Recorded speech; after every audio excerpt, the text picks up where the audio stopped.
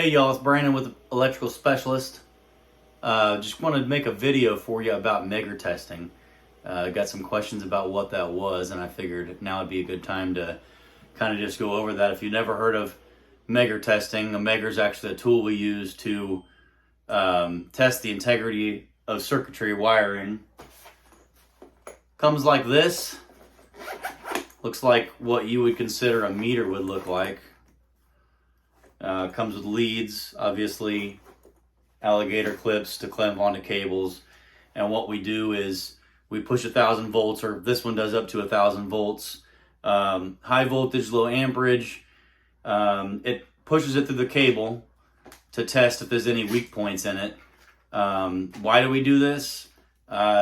Two main reasons. Just basic testing, like I used to do a lot of military work at bases and stuff like that, and the Corps of Engineers would have us sign off on every circuit after we were done, saying that we have installed it and it's been tested and proven, and we'd sign off saying each circuit holds up to 1,000 volts or more, whatever the test was for that circuit.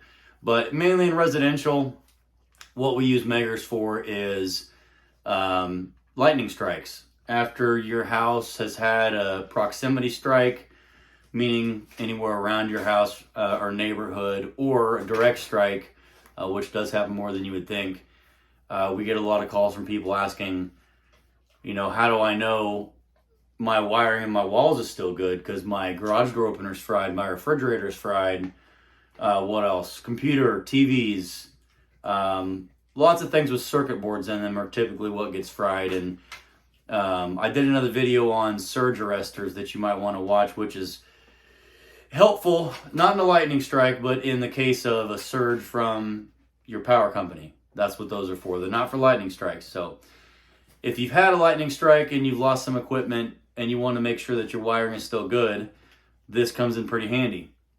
So we actually take the wires off of your panel. We take out a lot of your devices, light bulbs, unplug every motor in the house. We need to be able to read straight through the wires themselves, and we look for weak points.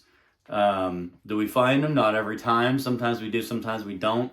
Obviously, we're hoping not to, because that would just be more work for you. But Steve had a good story the other day. He went and did one, and I forget how many circuits there were on the panel, but it turns out that every circuit was failing. And which isn't typical, you'd look for a couple to be failing, not all of them, because all the wiring that he could see was fine. So after some more investigation, he was thinking about maybe his Megger's bad. So they ended up going to the attic and pulling out the wire into the attic, and right where it comes out of the holes in the top of the nailer, every single wire had been melted. And so what they ended up figuring out was the fire was in the basement and the heat traveled up the wall. And because there wasn't any caulking or fire or great stuff, or, they didn't seal the holes where the wires went through, the heat traveled up the wall and literally melted the copper together right where it went through the holes. So anywhere else in the house you look, even popping your head up in the attic, the wire was fine. So it just goes to show it may look one way and be the other.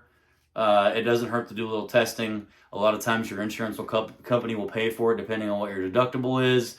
They actually do have things in your insurance for covering testing after a lightning strike. We just did a couple earlier this year. So very handy for an after the fact if you've had a lightning strike, or before the fact if you just want to make sure everything's good in your building before it goes out. I just wanted to throw that one out to you guys. If you have any questions, leave in the comments. I'll be happy to answer it. Have a good day.